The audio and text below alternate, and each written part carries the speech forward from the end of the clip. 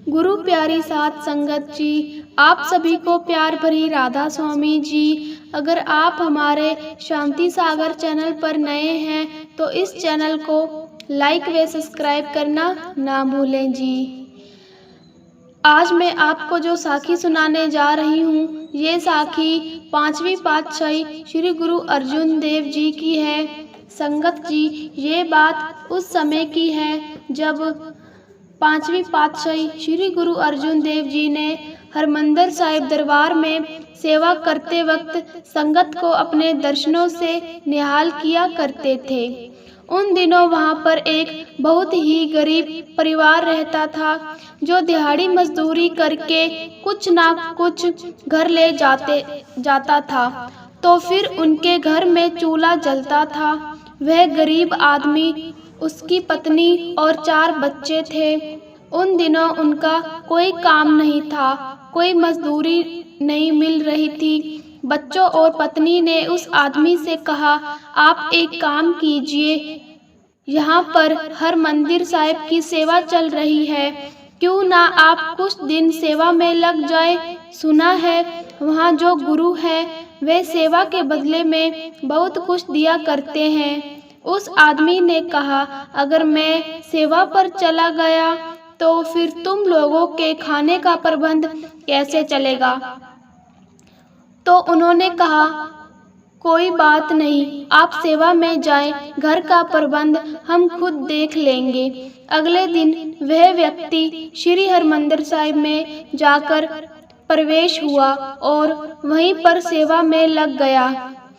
वहाँ पर तालाब के काम की सेवा चल रही थी। यहाँ मिट्टी भरकर लोग टोकरियाँ दिन बड़े मन तन से सेवा की, पर सेवा करता रहा। इधर बरकत होनी शुरू हो गई उसके घर में। एक आदमी आया उसके घर में जिसने कहा, मैं दूसरे प्रदेश से आया हूँ, यहाँ पर आपकी जमीन आपके नाम पर है। मैं एक ईमानदार व्यक्ति हूँ, इसलिए वह जमीन में नहीं रख सकता। सारे कागज और कुछ पैसे हैं जो आपके हैं, इसे आप रखें। संगत जी, अब उन लोगों को समझ में नहीं आ रहा था कि उनके साथ क्या हो रहा है। उन्होंने जमीन के पेपर और पैसे रख लिए। उनके बेटे ने कुछ छोटा मोटा काम शुरू कर दिया, जिसमें बाबा जी की कृपा से बहुत ही मुनाफा होना शुरू हो गया। उधर 7 दिन की सेवा में उस व्यक्ति ने जब समय लगाया तो शाम को उसकी वापसी थी। शाम को जब उसने वापस आना था तो गुरु साहिब ने उन सभी सेवादारों को बिठाया, सबको धन्यवाद किया, उन्हें प्रसाद दिया और फिर कहा, अब आप सब लोग घर जाइए, आप पर गुरु घर की कृपा बनी रहे। ये बात सुनकर उस व्यक्ति ने सोचा, मैं यहाँ पर 7 दिन की सेवा कर रहा हूँ और गुरु साहिब ने केवल ये कहकर वहाँ से भेज दिया कि गुरु घर की कृपा बनी रहे आप पर। अब वह व्यक्ति वहाँ से मायूस होकर प्रसाद लेकर चल पड़ा। जब घर आ रहा था तो रास्ते में एक व्यक्ति पुरुष उसको मिले। वह व्यक्ति जो भी लोग वहाँ से सेवा करके आते थे, रास्ते में चाय नाश्ता उन लोगों को खिलाया करता था, फिर उन्हें घर भेजते थे। अब जब उसने कहा, भाई साहब आप सेवा में आ रहे हैं तो चाय नाश्ता करके ही जाना। उस आदमी ने कहा कि मैं यहाँ पर बैठा रहता हूँ और किसी को भूखा यहाँ से नहीं जाने देता हूँ। उसने वहाँ पर बैठकर थोड़ा सा जल पान कर लिया। अब उस सज्जन व्यक्ति ने पूछा, क्या आपको गुरु साहिब के दर्शन हुए? तो उस आदमी ने कहा, मैं पिछले 7 दिनों से वहाँ पर सेवा कर रहा था।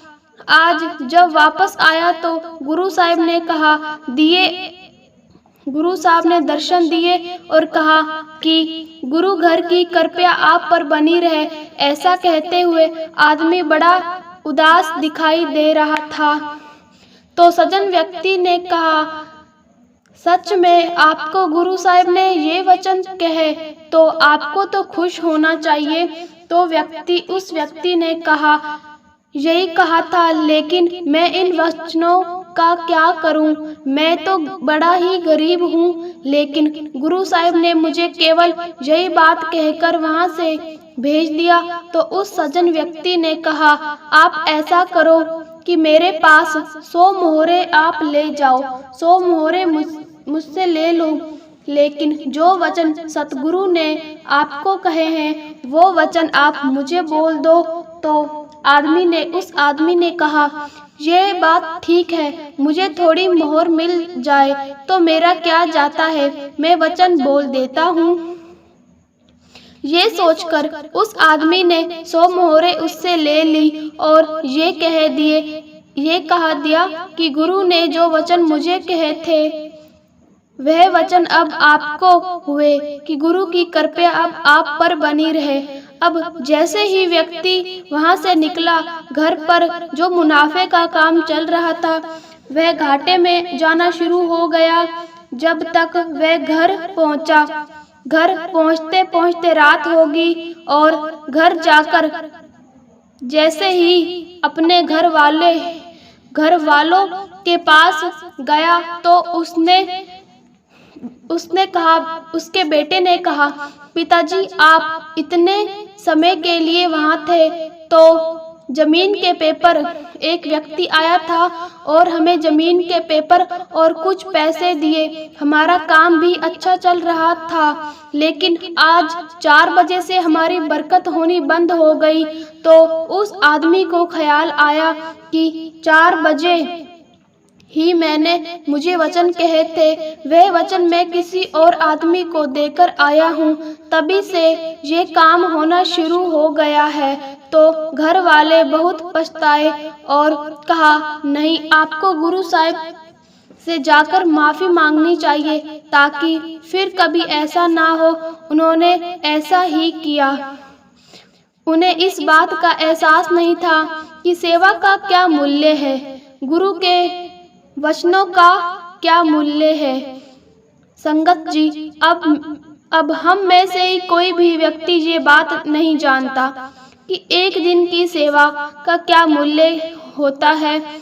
अब जब आप आसपास के लोगों को ये पता चला कि गुरु साहब की इतनी कृपा हुई है, सेवा से उस आदमी का और उसके परिवार का पार उतारा हो गया है, तो सभी लोग सेवा पर जाने लगे और सभी तन मन से सेवा करने लगे।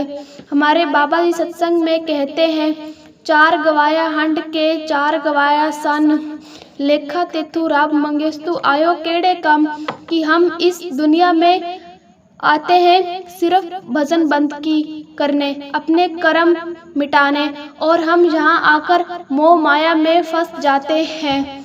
हमें सिर्फ अपनी जिम्मेदारी तो निभानी चाहिए, लेकिन उसके साथ साथ बाबा जी का भजन सिमरन भी करना चाहिए ताकि बाबा जी का साथ हमारे साथ हमेशा बना रहे। राधा स्वामी जी।